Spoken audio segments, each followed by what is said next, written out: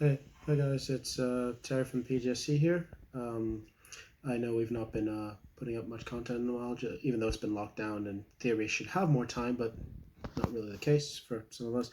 But we thought we'd try to get back into the swing of things, and I'll be profiling today my Adagnister deck profile that I've been playing for a little while. So I guess we'll just jump right into it.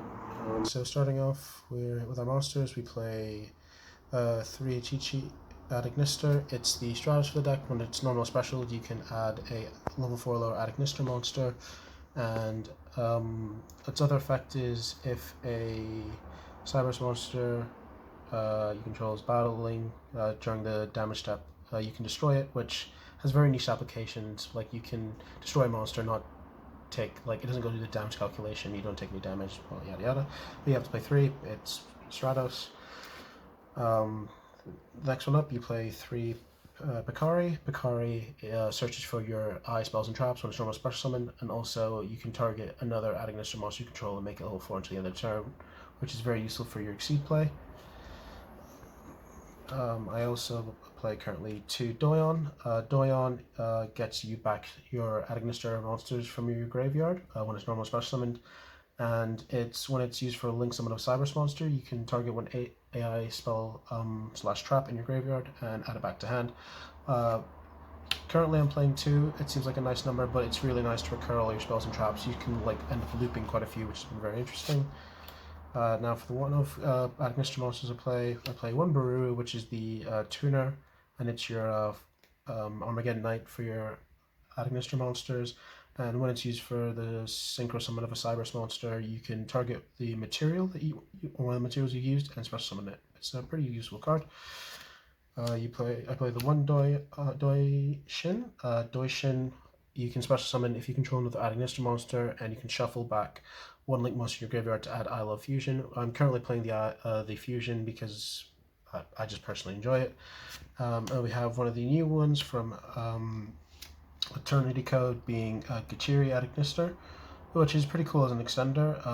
So you can target one effect, also you control, special summon this card, and if you do negate its effects, and if this is used for a link summon, you can target one of the monsters on the field and make it unaffected by card effects for the rest of the turn. So it's come up pretty few times, and it's a nice little extender to the deck. Wish it was more searchable, like with Chi-Chi, but we have another way to search it in our deck. Moving on to our Nordic Nisters, we have 3 Parallel Exceed, one of the probably hidden gems slash good cards out of Eternity Code. If you link summon, you can special summon it, and then it special summons itself. And when it's special summoned, you can special summon another copy from the deck, and then if it's special summoned by its own effect, become level 4. So it's basically an instant rank 4 or an instant extra 2 bodies for link play. It's a really good card, and I wouldn't probably play the deck without it anymore since this has been released. Then we move on to 2 Forward Skipper. It's a nice new tech. It has one effect which you don't really use in the deck, which is during the main phase you can reveal a link monster in your extra deck, and it basically copies its stats, name, whatever. I think people have tried in Salamangreat, some people have done it in Crusadia. But we're mainly using it for its second effect is when it's link summoned. If it's used for a link summon, you can add 1 level 5 or higher Cybers, so we can add either our Parallel Exceed, which is pretty good, or you can add Gachiri, which just has nice little utility there. So we do that. Sorry, we only have 1 at the moment, but we play 2 Microcoder just for the sort of sign-up package and code talker package we play. For those of you who don't know, if it's used for, it would be used for the link material for a code talker. You can use this from your hand as material, and if it's sent from the hand as material, you can add 1 sign-up spell or trap. Or if it's sent from the field, you can add a level 4 Cybers instead. So it's a pretty cool card and a nice little extender in most cases. We play 1 Armored Bitron, which is basically it just replaces itself. It could be any Cybers. You distribute it to special summon a Cybers monster from your deck, but its effects are negated. So it's pretty cool, and I think it has a second effect that if a Cybers monster you control is destroyed by battle or opponent's card effect, you can special summon it from your graveyard, banish it when it leaves the field. It's just an extra copy of any of your Cybers monsters, really, and it can be very useful. We play the 1 Prophet Snake, which is just during the damage step, if your Link monster, Cybers Link monster, battles an opponent's monster, you can return it to the hand.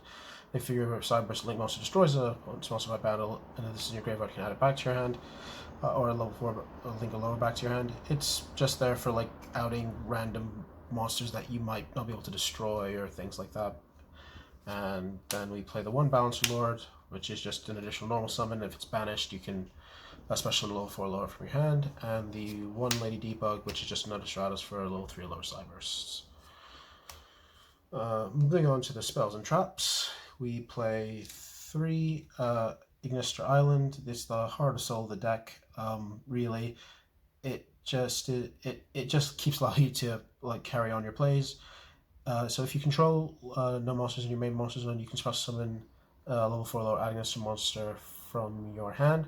But then for the rest of the turn, you can only special summon Cyberburst monsters, and you can't special summon an attribute like that you've already summoned with this effect. But typically you'll keep going. So I can summon like a Chi-Chi, link off into like a Link 1, special summon Doyon, carry on. You get the idea. It's just the best card in the deck, really. And then we play 1 Terraforming and 1 Foolish Burial. Terraforming to get to it, and Foolish Burial to get to this, because its other effect, what I forgot to mention, is that if it's in your graveyard, you can banish 1 Ignister monster from your grave, and then it will set itself to your side of the field. So that's pretty good. We have 3 Cyanite Mining, self-explanatory, searches for a lot of your cards in your deck. We play 2 of Idol Reborn, the archetypal monster reborn. It's pretty nice, and it's also a quick play, so it has some pretty niche application there. We play the 1 Isle of Fusion, which is basically allows you to fusion summon. As long as you use an Ignister for material, you can use like a monster from your opponent's side of the field. So it's basically, you know, our Super Poly Fusion of Fire kind of thing. We play 2 Cosmic Cyclones because you need to get rid of back row and floodgates and all those other things. We play 1 World Legacy Session and 1 Monster Reborn just to get for recursion from our graveyard. And then we play, as our last little sort of cards, we play this little Signet package of Signet Codex, Signet Optimization, and Signet Conflict. So Codec is when you link summon a Code Talker. You can target that Code Talker, and then you can add a Cyberburst monster with that attribute from your deck to your hand, but then you can't add the same type after you use it from this effect. But it's really cool with the number of Code Talkers we play. We can search quite a few cards in our deck. Optimization is just there as a searchable, like additional, as it grants an additional normal summon for a Cyberburst monster. And Sonic Conflict is just there for if you're going first and you have Microcoder, you can have sort of a negation, like if you control a Code Talker, when a spell trap or monster effect is activated, you can banish it, and then your opponent can't activate cards with the same name for the rest of the turn, I believe, until the end of the next turn. Just to make sure it's till the end of the next turn. And that'd be it for the main deck. Trying to go through the extra deck pretty quickly. So for our Adignisters, you play the Earth Golem, which fusion target. It's just a big boy. If it battles a monster, especially from the extra deck, it gains it basically doubles its attack. And if it's destroyed by battle, you can special summon a Cyberburst monster from your graveyard. We play the 1/1 Pegasus, which is during the main phase you can destroy spells and traps up to the number of Ignister monsters you control, and if it's in your field or graveyard, if a card in your field be destroyed by a card effect, you can then banish it and then shuffle 1 card your opponent controls into the deck, which is quite nice. We play Light Dragon, which is sort of like a mini Dingush in a sense. It can destroy monsters up to the number of Ignister monsters you control.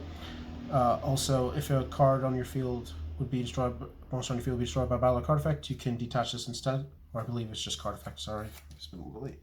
So it's just destroyed by card effect, you can banish it and detach material from it instead. And then its last effect is if another Cyberburst monster you control deals battle damage to your opponent, you can special summon a Link monster from your graveyard. So it's overall a pretty good card. And then the last one we play are 2 Dark Templar, which is sort of your, for one of a pun here, playmaker of the deck. So if a monster is special summoned to its zone, you can special summon from your graveyard up to 2 Ignister monsters from your grave. And then if it destroys a monster by battle, you can special summon a Cyberburst monster from your grave. It's just part of your key plays. Moving on, for our Code Talker package, we play Inverted. When it's link summoned, you can special summon a Cybers monster to its zone it points to. Play Transcode just to get back our link monsters in part of like the transcode link climbing up. And then we play a new card from Eternity Code, Access Code Talker, which is just another sort of end piece for the deck. It's insane. When it's link summoned, you can target them one of the materials used, gain attack for it, and then you can banish a link monster from your graveyard to destroy a card on field non-targeting, and you can do this for the many attributes, but you can only use one of each attribute, and neither of its effects can be responded to, so that's pretty insane. Moving on, we play the Lingeribo. It's interesting. It's when a trap is activated or a trap effect is activated, you can attribute it to negate and banish it. And also, you can special summon it from your graveyard as a quick effect by attributing Ad Ignister monster that was special summoned from the extra deck. You mainly use this as your initial link monster link climb in to make sure your Ignister Island is live. But you definitely need to play at least 2, I think, just to ensure that you can always get something out of your main monster zone. We play Cybers Wicked, which is just a combo off of search our Bururu, and it's a pretty decent card. We play IP because it's Cybers. We get locked in Cybers quite frequently, but it's a pretty decent card just to use as a mid-step during a combo to protect from being destruction, or to like maybe link off during your opponent's turn. You play one Smash Mage, which lets you just bring back a Cybers monster from your graveyard. It's just a nice little remove, except for a Link monster, because you can't special summon a Link monster in defense, but it's a nice little utility card just to get back some resources from the grave. We play Topologic Zeroboros, just as another sort of blowout card, just to try to banish our opponent's stuff, and again, it's a Cybers, which is quite good. And then we play the one Firewall Dragon Dark Fluid. So it's pretty cool. When it's link summoned, you can place a counter on it for the different type of like Cybers monster you control, of like Fusion, Synchro, and Xyz, Ritual. And if a monster effect is activated, you can move a counter from it. Also during the battle phase, it gains 2,500 attack for each counter on it. It's an interesting card. It's kind of like our Appaloosa, because I personally have this because it's cheaper than Appaloosa for me, and it has like niche benefits, but I just play it because it's nice to have a way to actually tangibly have monster negation going first, which this deck can struggle with going first. And also it can be used as a nice end step for like to attack for possibly up to like roughly like 10,500.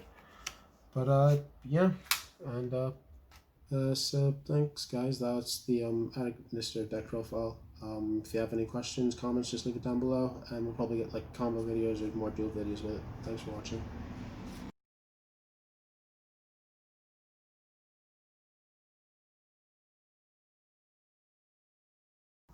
Shh, not a zombie channel.